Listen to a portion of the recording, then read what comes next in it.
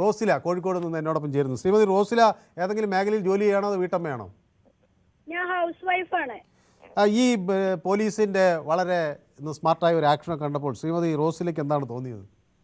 ഞാനിപ്പോ പറയട്ടെ, രാഷ്ട്രീയപരമായിട്ട് ഒരു ബന്ധോ ഒരു കാര്യങ്ങളൊന്നും അറിയാത്ത ഒരാളാണ്. ഇത് കണ്ടപ്പോള് പിന്നെ തോന്നിയൊരു കാര്യം, ആദ്യം ഞാൻ വീട്ടുകാരെ വിഷമം ആലോചിക്കുന്നുണ്ട്. കാരണം ഇതൊക്കെ കണ്ടിരിക്കുന്ന ഓരോ വീട്ടുകാർക്ക് ഒരു അതിയായ അതിൽ വിഷമം ഉണ്ടാവും. അത് രാഹുലിന്റെ വീട്ടുകാർക്ക് ഒരുപാട് വിഷമം ഉണ്ടാവും ഇത് കണ്ടിരിക്കണ. രണ്ടാമത്തത്, പൊതു സ്ഥലത്തുനിന്ന് കാണാൻ പറ്റൂല, റൂം എടുക്കണം എന്ന് പറഞ്ഞ്. അപ്പൊ പൊതു സ്ഥലത്തുനിന്ന് സംസാരിച്ചാൽ മതിയല്ലോ, റൂം എടുത്ത് പോയാല് റൂം എടുത്തിട്ട് പോയിട്ട് അതിലെന്താ കാര്യം? അപ്പൊ അതിന് നമ്മള് പിന്നെ ഒരിക്കലും എന്താ പറയാ ഇങ്ങനെ ഈ ബലാത്സംഗ ഇതിലാക്കിയിട്ട് ഇതിന് ഉൾപ്പെടുത്താൻ പറ്റൂല. കാരണം രണ്ട് വ്യക്തികള് പോയിട്ട് സംസാരിക്കുന്ന സമയത്ത് അത് പൊതുവേദിന്ന് പറ്റൂല, സംസാരിക്കാൻ പറ്റൂലെങ്കിൽ അത് പറ്റരുത്, പോവരുത്. റൂം ബുക്ക് ചെയ്തിട്ട് പിന്നെ പോവരുത്, റൂമിലേക്ക് പോവരുത്.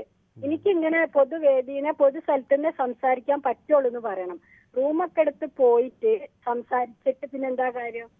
പക്ഷെ ഇത് വിവാഹ വാഗ്ദാനം നൽകിയെന്ന് പറയുന്നത് അതാണ്.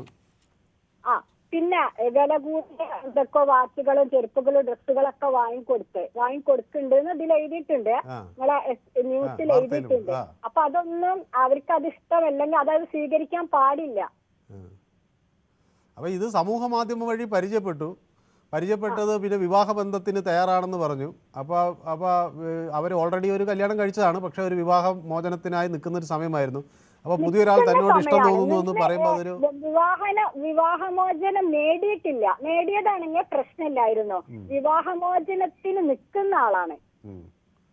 അപ്പൊ ആ നിൽക്കുന്ന ആള് പൊതു സ്ഥലത്തുനിന്ന് സംസാരിച്ചാൽ മതി, റൂം എടുത്തിട്ട് അവിടെ നിന്ന് സംസാരിക്കാന്ന് പറയാൻ പറ്റൂല. കാരണം ഇതിന് അത് ബലാത്സംഗമായിട്ട് ഇതിന് കൂട്ടാൻ പറ്റൂല. കാരണം എന്താ വെച്ചാല് ഇവരൊറ്റക്കോ ഇവർ നിൽക്കുന്ന സ്ഥലത്ത് പോയിട്ട് ചെയ്തതാണെങ്കിൽ മാത്രമേ അത് ബലാത്സംഗത്തിൽ കൂട്ടാനേ പറ്റുള്ളൂ.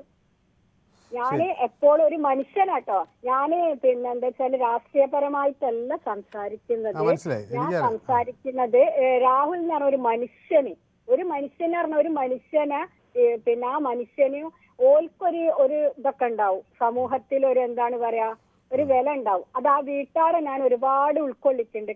കാരണം ഇത് കാണുന്ന വീട്ടുകാർ ഒരുപാട് സങ്കടപ്പെടുന്നുണ്ടാവും ഇല്ലേ? അതെനിക്കറിയില്ല, അത് പറയേണ്ട ആവശ്യമില്ല, അത് സത്യമാണ്. ഇത് കാണുന്ന വീട്ടുകാർക്ക് അതിയായ വിഷമം. സങ്കടം ഇങ്ങനെ പോലീസ് അറസ്റ്റ് ചെയ്തെന്നാണോ എന്റെ മകൻ ഇങ്ങനെ പോയല്ലോ അതിലേക്ക് എന്നതായിരിക്കും സങ്കടം? അല്ല, ഇത് ലൈവായിട്ട് ഇത് നമ്മളിത് കാണുന്ന സമയത്ത് തെറ്റ് ചെയ്തിട്ടുണ്ടെങ്കിലും ഇല്ലെങ്കിലും അത് ആ വീട്ടുകാർ ഒരുപാട് വിഷമമുണ്ടാക്കുന്ന കാര്യല്ലേ. പിന്നെ സമ്മാനങ്ങളൊക്കെ വാങ്ങിയൊക്കെ ചെയ്ത് പിന്നെ കുറെ അത് അന്ന് ചെയ്ത കാര്യത്തിന് അന്ന് ഇന്നെങ്ങനെ ചെയ്തെന്ന് പറഞ്ഞങ്ങാണ്ട് എന്ത് ചെയ്യണം? കേസ് കൊടുക്കണം. ഇന്നെങ്ങനെ സംസാരിക്കണം എന്ന് പറഞ്ഞ് വിളിച്ചു വരുത്തി ഇന്നെങ്ങനെ ചെയ്തിട്ടുണ്ട് എന്നുള്ളത് മുൻപേ അവർ കേസ് കൊടുക്കണ്ടായിരുന്നു. ഒക്കെ കഴിഞ്ഞ് വിലപിടിപ്പുള്ള ഡ്രസ്സും അതും ഇതൊക്കെ വാങ്ങി പൈസ അങ്ങോട്ട് കൊടുത്തു എന്ന് പറയണേ. പിന്നെ നമ്മളെ ഇതിന്റെ പ്രളയത്തിന്റെ സമയത്ത് എന്തോ കാര്യത്തിന് പൈസ അങ്ങോട്ട് വാങ്ങി എന്ന് പറയണേ. പിന്നെ ഇങ്ങോട്ട് ഡ്രസ് ഇതൊക്കെ കൊടുത്തു എന്ന് പറയണേ. ഒക്കെ ചെയ്തൊക്കെ കഴിഞ്ഞിട്ട് ഇത് വീണ്ടും വരുമ്പോ അത് അന്നേരം പ്രതികരിക്കേണ്ടി വരും. ശരി, വ്യക്തമാണ്. അപ്പോൾ ഏതായാലും ശ്രീമതി റോസിലേക്ക് പിന്തുണ പ്രഖ്യാപിക്കുകയാണ് അക്യൂറിസ് പറയുന്നത് ശ്രീമതി റോസില ബുദ്ധിയുള്ളവരുടെ കൂട്ടത്തിൽപ്പെടുന്നു എന്ന് പറയുന്നു.